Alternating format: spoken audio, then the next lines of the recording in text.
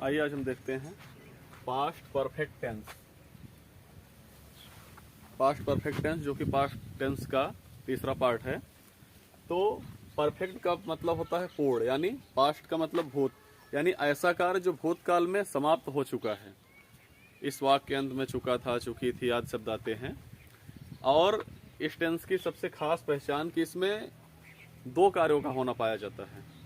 इस टेंस में दो वाक्य होते हैं और एक वाक्य पास्ट परफेक्ट टेंस में और दूसरा पास्ट इंडेफिनिट टेंस में होता है। तो इस टेंस में हम देखेंगे कि कार्य एक समाप्त होता है, उसके बाद दूसरा कार्य समाप्त होता है।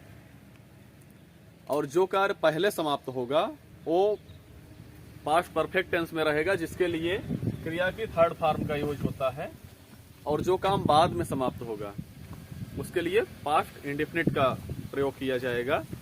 यानी एक ही टेंस में दो अलग अलग वाक्यों के लिए, जो कि जिनका एक ही साथ संबंध है, जो आफ्टर या बिफोर यानी पहले या बाद शब्द से जुड़े होते हैं, दोनों के लिए अलग अलग टेंस का प्रयोग होगा। लेकिन जो कार्य पहले समाप्त होगा उसके लिए पास्ट परफेक्ट टेंस यानी हैड का यूज होगा और क्रिया की थर्ड फॉर्म। और जो काम बाद में समाप्त होगा उसके लिए इंडेफिनिट का प्रयोग होगा, जिसमें अफर्मेटिव रहता है तो क्रिया का सेकंड फॉर्म, यदि प्रश्नवाचक जहां पे डिड का प्रयोग हो जाएगा तो वर्ब की फर्स्ट फॉर्म का प्रयोग किया जाता है। तो हम देखते हैं पास्ट परफेक्ट टेंस। इसमें सबसे पहले देखते हैं अफर्मेटिव सेंटेंस। तो अफर्मेटिव सेंटेंस जो साधारण वाक्य होंगे, जिसमें क्या, क्यों, नहीं ये शब्द नहीं होंगे। जैसे तुम्हारे आने के पहले मैं घर जा चुका था। तो हम अब इस वाक्य में हम सबसे पहले ये देखेंगे कि कौन सा काम पहले समाप्त हो रहा है। तो तुम्हारे आने के पहले मैं घर जा चुका था, यानी जो वाक्य पहले जो काम पूरा हो रहा है वो है कि मैं घर जा चुका था। ये काम पहले समाप्त हो रहा है। तुम्हारे आने के पहले यानी जब तक तुम आए उसके पहले मैं अपना काम समाप्त कर चुका था, यानी मैं घर जा चुका था, मेरा कार्य हो चुका था। तो जो काम पहले हो रहा है उसके लिए परफेक्ट टेंस यानी हैड का यूज होगा, और जो काम बाद में हो रहा है उसके लिए पास्ट इंडेफिनिट टेंस। तो इसका जो फार्मूला है, सबसे पहले हम सब्जेक्ट लिखेंगे, सब्जेक्ट लिखने के बाद हैड का प्रयोग करेंगे और हैड के बाद वर्ब की थर्ड फॉर्म का प्रयोग करेंगे। फिर वाक्य में यदि पहले शब्द आया है तो उसके लिए बिफोर, अगर बाद शब्द आया है तो उसके लिए आफ्टर का प्रयोग करेंगे। फिर दूसरे जो कार्य बाद में हो रहा है उसके लिए पास्ट इंडेफिनिट का प्रयोग करेंगे। तो क्या हो जाएगा, तुम्हारे आने के पहले मैं घर जा चुका था। तो पहले हम लिखेंगे मैं घर जा चुका था, तो आई हैड गॉन होम।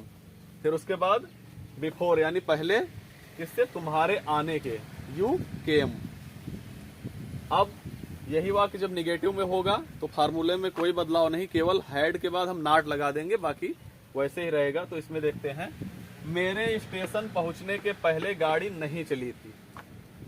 तो इसमें कौन सा कार्य पहले हो रहा है कि मेरे स्टेशन पहुंचने के पहले गाड़ी नहीं चली थी, यानी गाड़ी नहीं चली थी। तो उसके बाद मेरे स्टेशन पहुंचने के पहले, तो क्या हो जाएगा, द ट्रेन हैड, निगेटिव है तो हैड के बाद नॉट, तो the train had not left, चली थी मतलब स्टेशन से छूटना। फिर पहले है तो बिफोर, मेरे स्टेशन पहुंचने के, आई रीच्ड द स्टेशन। और जब यही वाक्य इंट्रोगेटिव में आएगा तो इंट्रोगेटिव में क्या होता है कि हम सहायक क्रिया का प्रयोग सबसे पहले करते हैं, उसके बाद सब्जेक्ट लिखते हैं, फिर वर्ब का थर्ड फॉर्म, और उसके बाद यदि कोई ऑब्जेक्ट है तो ऑब्जेक्ट लिखेंगे, फिर बिफोर या आफ्टर, जैसा कि वाक्य में रहेगा। क्या वर्षा समाप्त होने से पहले तुम कार्य समाप्त कर चुके थे। तो इसमें कौन सा कार्य पहले हो रहा है, क्या वर्षा समाप्त होने से पहले तुम कार्य समाप्त कर चुके थे, यानी वर्षा हुई उसके पहले तुम समाप्त कर चुके थे अपने कार्य को, ये पूछा जा रहा है। तो तुम कार्य समाप्त कर चुके थे, ये पहले हो रहा है तो इसके लिए परफेक्ट टेंस का प्रयोग होगा।